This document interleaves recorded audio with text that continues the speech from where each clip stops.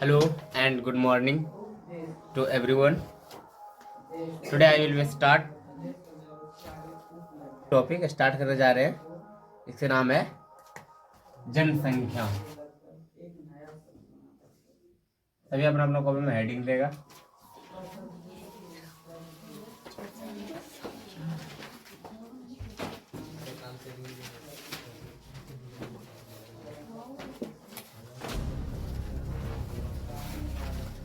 जनसंख्या शब्द से अच्छा बोलने से मेरे माइंड में क्या आता है? सबसे पहला थॉट जो मन में आता हो जनसंख्या शब्द सुनने से, इसका क्या मतलब है, क्या तात्पर्य है? जनसंख्या शब्द से अच्छा बोलने से मेरे माइंड में क्या आता है? सबसे पहला थॉट जो मन में आता हो जनसंख्या शब्द सुनने से, इसका क्या मतलब है, क्या तात्पर्य है? अगर कोई जानता हो तो बताएगा इसका क्या मतलब होता है। को हम लोग जानते हैं जनशक्ति के रूप में जानते हैं। क्या जानते हैं? जनशक्ति यानी मैन पावर। एक समाज का ऐसा बॉडी, एक समाज का ऐसा एलिमेंट, ऐसा वो तत्व जो क्या करता हो, कोई भी प्रकृति के कुछ भी चीजों को बदलने की क्षमता रखता हो। प्रकृति में उपस्थित मटेरियल, प्रकृति में उपस्थित और भी सारे संसाधन को अपने तरीके के से यूज करने के लिए इसको बनाने की क्षमता रखता हो, उसको बोलते हैं मैन पावर।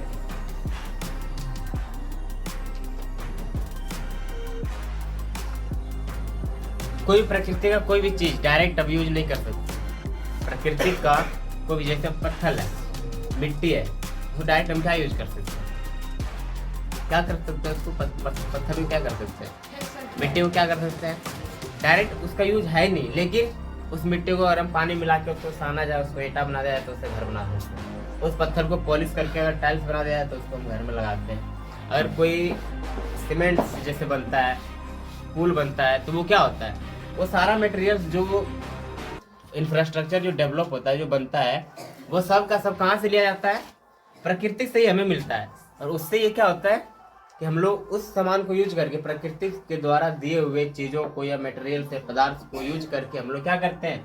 उसमें मेन पावर लगा करके और अपने प्रयोग लायक हम लोग उसको बनाते हैं। ठीक है, उसके पास मेन पावर ज्यादा हो, क्योंकि अभी इंडिया, अगर केस ले लिया जाए इंडिया का, तो इंडिया का भी इकोनॉमिक ग्रोथ रेट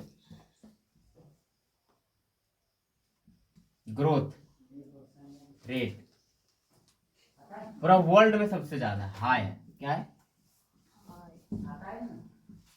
हाई है। क्यों? क्योंकि अभी भारत विश्व की जनसंख्या नंबर में कितना आ गया है? 1 नंबर में आ गया, यानी वर्ल्ड नंबर 1 इंडिया अभी जनसंख्या में 1 नंबर में आने के कारण इसकी ग्रोथ इंजन लगातार दिन बर दिन ये क्या हो रहा है? अपने आप को पूरा क्षमता को बढ़ा रहा है, अपने मेन पावर जो है इसकी शक्ति बढ़ा रहा है। ज्यादा से ज्यादा रिसर्च किया जा रहा है, ज्यादा से ज्यादा खोज की जा रही है, ज्यादा से ज्यादा इकोनॉमी की तरफ रफ्तार किया जा रहा है। तो ये किससे संभव है? किसी भी देश की जनसंख्या से। अगर किसी देश में जनसंख्या बीमार है या जनसंख्या है ही नहीं, जनसंख्या बहुत सीमित है, तो वो देश क्या उतनी फास्ट ग्रो नहीं कर सकते जितना कि जिसके पास ज्यादा है। भले मान लो ज्यादा जहाँ जनसंख्या रहता है वहाँ खपत ज्यादा होते हैं, वहाँ गरीबी ज्यादा हो सकती है, वहाँ और भी इन चीजों की संसाधन की कमी हो सकती है, लेकिन अगर इसके पास ज्यादा आदमी है, जिस देश के पास ज्यादा पॉपुलेशन है, उसके पास कार्य क्षमता भी ज्यादा होता है। एक काम को अगर कोई व्यक्ति 2 दिन में कर रहा है, वही उसके पास 10 व्यक्ति है, तो वो काम को 1 घंटा में भी खत्म की जा सकती है। इसको कहते हैं मैन पावर। और उसको सही तरीके से यूज करना, उसको सही रास्ते पर लाना, उसको सही पटरी पर ला करके उसको हम देश के हितों में यूज करना, वो इम्पोर्टेंट है।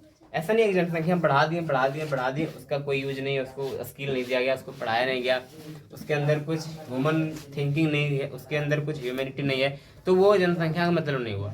जनसंख्या क्या है कि उसको अगर अच्छी पटरी पर लाया जाए, उसको अच्छी से गाइड किया जाए, उसको बचपन से मॉनिटर किया जाए, तो वो एक बेहतर रिजल्ट दे सकती है किसी भी देश से समाज के लिए। ठीक है, तो इसको हम लोग समझेंगे क्या, किस नाम से जानेंगे? मेन पावर के नाम से। ठीक है, जनसंख्या हम लोग इसी विषय में पढ़ेंगे, क्योंकि जनसंख्या की वजह से कभी कोई देश बहुत अमीर भी हो जाती है, कोई देश और गरीब में चल जाता है। क्यों? क्योंकि वहाँ की जनसंख्या को नियंत्रण करने की वहाँ की कोई कॉन्स्टिट्यूशनल बॉडी नहीं होती है, वहाँ कोई उसका मेन लीडरशिप नहीं होता है, मतलब तर्क क्षमता वाला। तो जिसके कारण हम लोग जनसंख्या का जैसे अति करते हैं। जैसे पाकिस्तान ले लो, पाकिस्तान में जनसंख्या क्या है, भारत से कम है, लेकिन वहाँ भुखमरी क्यों है? क्योंकि वहाँ की जो गवर्नमेंट है, जो वहाँ की हेड ऑफ गवर्नमेंट है, जो क्या होता है, हेड ऑफ गवर्नमेंट, यानी वहाँ की जो सरकार है उसको उतना क्षमता नहीं है, उतना वहाँ की जनसंख्या को मॉनिटर करने की क्षमता नहीं है। वहाँ की जनसंख्या को किस हिसाब से चलाया जाए कि वो खुद पर आत्मनिर्भर हो, वो सरकार पर ज्यादा डिपेंडेंट ना हो, वो खुद कैसे कर सके, उसके अंदर ये क्षमता नहीं है। उसके तुलना में इंडिया में कितना गुना जनसंख्या है? अगर हम पाकिस्तान से कंपेयर करें तो भारत में कितने जनसंख्या है? उससे तो 3-4 गुना ज्यादा जरूर है ना। लेकिन फिर भी भारत में आज कोई अनाज की किल्लत नहीं है। भारत और दिनों दिन ग्रोथ रेट इसका हाई जा रहा है। क्यों? सबसे ज्यादा पॉपुलेशन होने के कारण, क्योंकि यहाँ भी तो अनाज का अकाल होना चाहिए था, लेकिन नहीं है। क्यों? क्योंकि भारत के पास जनसंख्या है, लेकिन जनसंख्या के हिसाब से क्या है, तैयारी भी है। उसके हिसाब से यहाँ फसल का भी मतलब ग्रो हो रहा है, उसके हिसाब से यहाँ फैक्ट्रियां भी लग रही है, उसके हिसाब से यहाँ रोजगार भी बढ़ाया जा रहा है, ताकि यहाँ के पॉपुलेशन, यहाँ के आदमी के अंदर उसको प्रॉब्लम की फेस ना की जाए। कि पूरा विश्व में जितनी जनसंख्या है, जितनी जनसंख्या है, अगर उसको 6 भागों में बांट दिया जाए तो उसमें से एक भाग अकेला कौन होगा? भारतवासी। इतनी पूरा वर्ल्ड पर भारत का प्रभाव है कि हर एक 6 आदमी में से एक आदमी अगर कंपेयर किया जाए तो वो मिल जाएगा इंडियन। कौन मिल जाएगा? इंडियन। क्यों? बतानी है कि इतनी ज्यादा जनसंख्या जो है वो क्या रीजन से भारत में विस्फोट हुई। क्यों? स्टार्टिंग में तो हम यहाँ थे, जब वैदिक पुराण में काल में थे, स्टार्टिंग में तो हम लोग मात्र कभी 60,000 हुआ करता था। और अभी चल रही है कौन सी शताब्दी? 21वीं शताब्दी। कौन सी शताब्दी? 21वीं शताब्दी। और अभी भारत की करंट जनसंख्या क्या हो गई है? 140 करोड़ लगभग। अभी चाइना भी मेरे पीछे दौड़ लगा रहा है कि कहीं भारत को हटा ले जनसंख्या में, लेकिन तो रुकने का नाम नहीं ले। लेकिन जनसंख्या बढ़ना,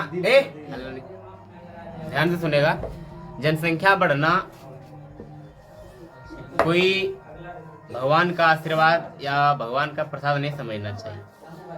जनसंख्या बढ़ना यानी ये बहुत सारा चुनौती भी लेके आता है और बहुत सारा समाधान भी लेके आता है। Yes sir. चुनौती क्या है, समाधान क्या है, पहले उसमें अंतर फर्क करना है। समाधान तो ये है कि अगर जो जनसंख्या मतलब भारत जो देश की बड़ी है, उस जनसंख्या को अगर अच्छी तरीके से मोनेटाइज करे तो उसको हम लोग, उस देश को हम लोग एक बेहतर राह पर ले जा सकते हैं।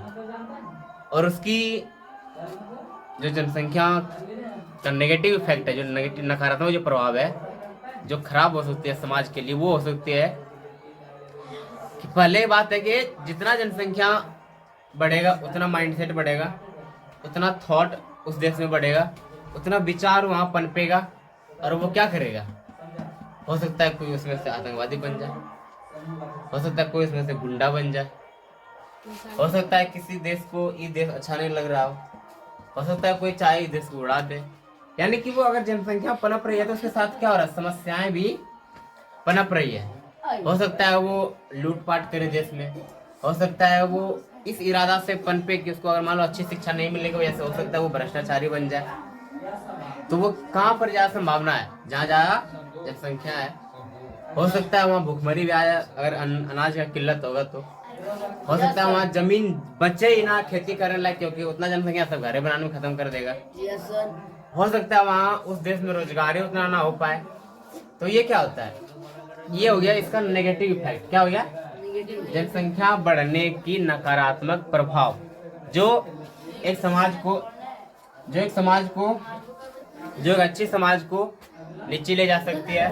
और संख्या की जरूरत क्यों पड़ी गिनने की? आदमी को क्या जरूरत पड़ा गिनने की? उसको गिनना है सब आदमी को, मेरे देश में कितना आदमी है उसको गिनने की क्या जरूरत पड़ी?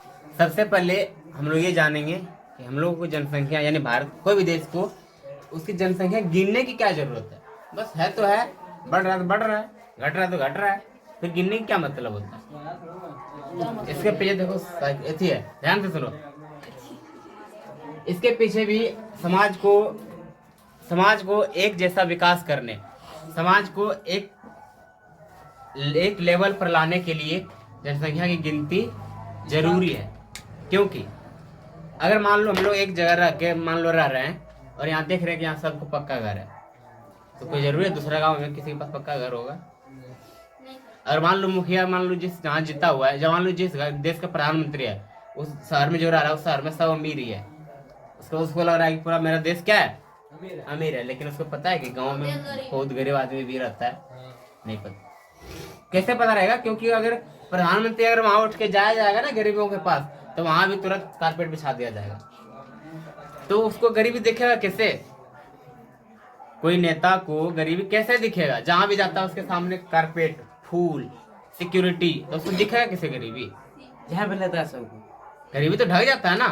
कोई अगर नेता जिस गली से जा रहा है उस गली में अगर झोपड़ी है, गंदी चीज है, तो उसको ढक देता है, उसको हटा दिया जाता है, उसको फूल से सजा दिया जाता है, पूरा आदमी पब्लिक भर दिया जाता है। फिर उसको पब्लिक के पीछे जो गरीबी है, जो उसके अंदर जो भूख है, वो कैसे दिखेगी नेता को? वो तो नहीं दिख सकता है उस टाइम में। और कोई मान लो यहाँ प्रधानमंत्री आ रहा है तो उसको यहाँ से दिख पाएगा गरीबी कैसे? वहां तो करोड़ों आदमी भर जाएगा, आदमी देखने में वो रह जाएगा, उसको गरीबी देखा कहाँ? किसी घर वो जाके कहाँ देखा कि उसके घर में किसी घर में चावल है कि नहीं? किसी घर में वो कहाँ जाके देखा कि वो खाना खा के सो रहा है कि ऐसे सो रहा है? वो तो नहीं देख पा रहा है। लेकिन तो इसी चीज से निपटने के लिए आदमी को जनसंख्या, प्रदेश के हर एक आबादी को, हर एक जन को इक्वल राइट्स यानी इक्वल अधिकार, यानी देश की हर जनसंख्या को मतलब समान अवसर मिले। जो नहीं पढ़ रहा है उसको पढ़ने का मौका मिले, उसके हिसाब से सरकार बजट बनाती है। तो ये सबसे पहले जरूरत पड़ती है जनसंख्या को गिनने की, कि मेरे देश में कितनी जनसंख्या है। क्या है? सबसे पहले वो सरकार कैलकुलेट करती है कि मेरे देश में कितनी जनसंख्या है, सबसे पहले गिनाओ। उसके बाद वो अनुमान लगाता है कि इस जनसंख्या में से कितनी जनसंख्या पढ़ी लिखी हुई है। कितनी पढ़ी लिखी, यानी कि मान लो अगर अभी जो लिखा है पॉइंट कि इंडिया में 2011 में जो जनसंख्या की गणना हुई थी, उसके हिसाब से, जनगणना के हिसाब से 73% भारतीय क्या है? साक्षर है। क्या है? साक्षर मतलब पढ़ी लिखी हुई है, यानी वो नाम लिखने जानता हो, वो किसी के सामने बोलने जानता हो, वो किताब पढ़ सके, यानी इस तरह से जो रेंज में आ गया वो हो गया साक्षर। जो कितना है? 73%। कितना था पूरा भारत का? अब इसमें जो 23% था वो तो भारतीय जनसंख्या आंकड़ा में नहीं था। अगर वो गिनती नहीं किया होता तो पता चलता कि 23%। अब जो बच्चा है 27% जो बच्चा हुआ है वो जनसंख्या मतलब वो साक्षर नहीं है, वो पढ़ी लिखी हुई नहीं है। अब सरकार क्या करती है कि वो एरिया को पहचान करती है कि कहाँ से ऐसा जनसंख्या है जो नहीं पढ़ा हुआ। जैसे बिहार आ जाओ, केरल में कहीं 90 मतलब 8% शिक्षा आदमी वहाँ शिक्षित है, तो बिहार में कहीं 60% 70% है, यानी वहाँ क्या है? बहुत कम है। तो उस सरकार क्या करता है कि उस रिपोर्ट के हिसाब से, यानी इस ये रिपोर्ट के हिसाब से वो क्या करते हैं? योजनाओं का विचार करते हैं, योजना पर विचार करता है कि वहाँ शिक्षा पर इतना पैसा देना है, वहाँ पढ़ाई पर इतना पैसा देना है, ताकि वहाँ की जनसंख्या में, साक्षरता दर में क्या है? सुधार आए। एक एग्जांपल लो, यार मान लो उस देश की जनसंख्या नहीं गिनना, उसको नहीं पता है, ठीक है, नहीं उसको नहीं पता है कि कितना मेरे जैसे पढ़ा लिखा आदमी है, कितना मूर्ख है, ठीक है, तो क्या करेगा? भारत में कितना राज्य है? 28 है, मान लो 28 है। अब अगर मान लो पढ़ाई, अभी केंद्र शासित इसमें नहीं जोड़ा तब बोल रहे हैं, मान लो 28 है। अगर ये कोई पढ़ाई पर पैसा खर्च करने चाहती है गवर्नमेंट, मान लो 88 करोड़ चाहता है, 3 बार मान लिया, ठीक है, कितना हो जाता है? 28 करोड़ चाहता है, तो अगर बांटेगा तो 1-1 करोड़ सबको मिलेगा ना? लेकिन अगर जिस राज्य को ज्यादा जरूरत है, जिस राज्य में बहुत कम पढ़ा लिखा हुआ है और कोई राज्य में बहुत ज्यादा पढ़ा लिखा हुआ है, तो जिस राज्य में बहुत ज्यादा पढ़ा लिखा हुआ है उसको 1 करोड़ की क्या जरूरत है? और जिस राज्य में बहुत कम पढ़ा लिखा हुआ है उसको उसमें 1 करोड़ से क्या होगा? कुछ नहीं। तो इस रिपोर्ट के हिसाब से क्या करता है गवर्नमेंट कि आप नहीं, ये बोलता है नहीं 1-1 करोड़ नहीं देंगे, अब इस हिसाब से देंगे कि देखें कि वहाँ जनसंख्या कितनी आपकी पढ़ी हुई है, कितनी पढ़ी हुई नहीं है, और जहाँ कम पढ़ा हुआ रहेगा वहाँ ज्यादा पैसा खर्चा करेंगे, ताकि वो बच्चे वहाँ भी, वो एरिया में भी आदमी साक्षर हो सके, ठीक है। यानी गवर्नमेंट की ये पॉलिसी बनाती है किसके हिसाब से? जनसंख्या रिपोर्ट यानी जनगणना के रिपोर्ट के हिसाब से। अब दूसरी पहलू समझो। अब दूसरी पहलू है कि जैसे हम लोग को देखा एग्जाम में जाति रिजर्वेशन मिलता है ना, मिलता है। जिससे कोई ओबीसी हो गया, कोई जनरल हो गया, कोई ईडब्ल्यूएस हो गया, कोई एसटी हो गया, कोई एससी हो गया, तो वो कैसे पता करता है सरकार? अगर मान लो ऐसा कोई जाति कैटेगराइज करता ही नहीं, कोई रिजर्वेशन देता ही नहीं, सब बराबर आओ, सब बराबर फॉर्म भरो, सब थी, तो हो सकता था इसके अंदर अगर ऐसा गवर्नमेंट करता तो ये हो सकता है जो बहुत गरीब है, जो नहीं पढ़ लिख सकता है, जो बहुत कम पैसा खर्च कर पाता है अपने पढ़ाई के ऊपर, वो तो कभी गवर्नमेंट जॉब में नहीं आ सकता था, वो कभी भी सरकारी सेवाओं में नहीं जुड़ सकता था। क्यों? क्योंकि वो जो ऊपर कास्ट का जो लोग है, कास्ट नहीं मतलब वो समझ लो वर्ग का, ऐसा वर्ग जिसके पास बहुत पैसा है, बहुत संपत्ति धन है, वो क्या करेगा? पूरा पैसा लगा खर्च करेगा, पढ़ेगा, सारा गवर्नमेंट का सारा पोजीशन को वही कवर कर लेगा। तो फिर समाज में जो गरीब लोग हैं उसको भी तो हक है, वो भी तो भारत का आदमी है, उसको भी तो गवर्नमेंट की सर्विस में आने का हक है, उसका भी तो देश है। लेकिन उसको कैसे दिया जाए अधिकार? यही ना कि उसको सीट लिमिट कर दिया जाता है भाई, कि तुमको अगर मान लो तुम नीचे तबके से एसटी से है तो एसटी से फिक्स है कि इतना सीट हम एसटी से ही भरेंगे, भले क्यों खाली ना चल जाए, लेकिन 50 सीट एससी से ही लेंगे। तो उसमें क्या होता है? मौका मिल जाता है उस कैटेगरी, उस जाति को किसी सर्विस में आने का। लेकिन अगर ये व्यवस्था कैसे किया जाए? सरकार को कैसे पता चलेगा कि मेरे देश में कितना अमीर लोग है, कितना गरीब है, कितना एससी है, कितना एसटी है, कैसे पता चलेगा? तो वो आंकड़ा पता करता है जनगणना के हिसाब से। किसके हिसाब से? जनगणना के हिसाब से। यानी कि जनगणना वो सिर्फ एक रिपोर्ट नहीं बताती है, वो समाज के हर एक पहलू, हर एक पॉइंट को निर्देशित करती है, जिस पर सरकार एक सही दृष्टि से, सही सोच के साथ कुछ प्लानिंग करती है, कुछ विकास के लिए वहाँ शिलान्यास किया जाता है, कोई गरीब तबकों, गरीब वर्गों के लिए अलग से योजनाएं लाई जाती है। ये सारा रिपोर्ट होता है, ये आधारित होता है जनगणना के आंकड़े के हिसाब से। ठीक है।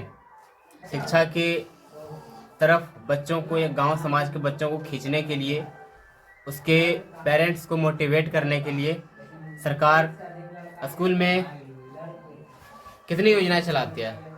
जैसे फर्स्ट है मिड डे मील, पोशाक राशि, जैसे बहुत बच्चा बाहर करता है, बहुत दूर है स्कूल, हम नहीं जा पाएंगे, तो उसके लिए साइकिल का पैसा, उसके लिए फ्री बुक, यानी ये सारी व्यवस्था करवा रहा है कौन? गवर्नमेंट। क्यों करवा रही है भाई? उसको क्या पड़ गया उसको जरूरत इतना?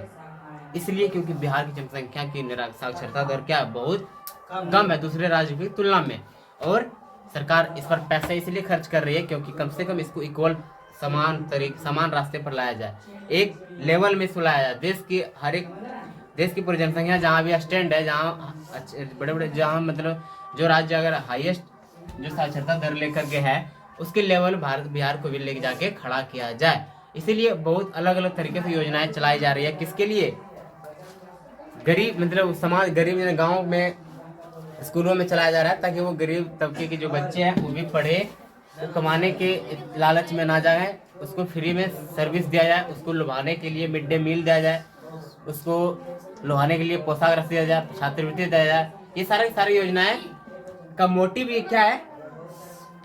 ये जो सारी स्कूल में योजनाएं जो दी जाती है, सारा का मोटिव क्या है? इसका मोटो क्या है? इसका गोल क्या है? इसका क्या अचीवमेंट करना चाहता है? यही कि यानी बिहार के, यानी मेरे एरिया के जो भी इधर का आदमी है, जो भी स्टूडेंट है, छात्र है, वो मूर्ख ना रहे, ये साक्षरता दर को क्या करे? मेंटेन करे, बिहार की साक्षरता दर को धीरे धीरे ऊपर ले जाया जाए।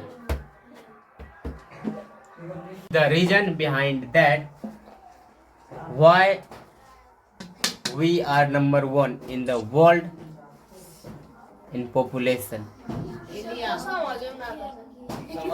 हम लोग क्यों, भारत में क्यों इतनी जनसंख्या है, एक नंबर में कैसे आ गई भारत? क्योंकि भारत से बड़ा तो कितना देश है? 6 देश। भारत 7वां नंबर में आ रहा है। भारत की क्षेत्रफल की दृष्टि से रैंकिंग कितना नंबर में है?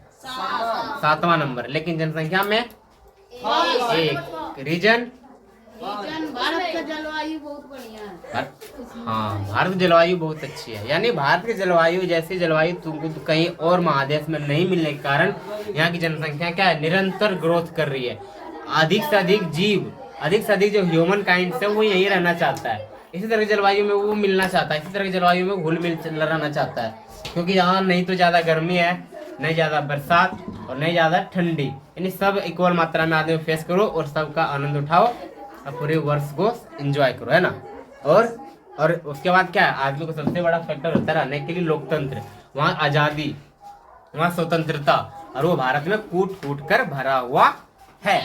ये चीज अगर किसी देश में अगर जलवायु मिला तो वहाँ लोकतंत्र यानी आजादी नहीं मिलेगी, अगर किसी देश में आजादी मिला तो वहाँ उस तरह की जलवायु नहीं मिलेगी। कहीं ठंड है तो कहीं पूरा गर्मी है, कहीं पूरा बरसात है तो कहीं सूखा सूखा है। कल छुट्टी। लेकिन इंडिया का कंडीशन क्या है, टोटली इज डिफरेंट। इस चैप्टर को यहीं एंड करते हैं, हम मिलते हैं अगले वीडियो में।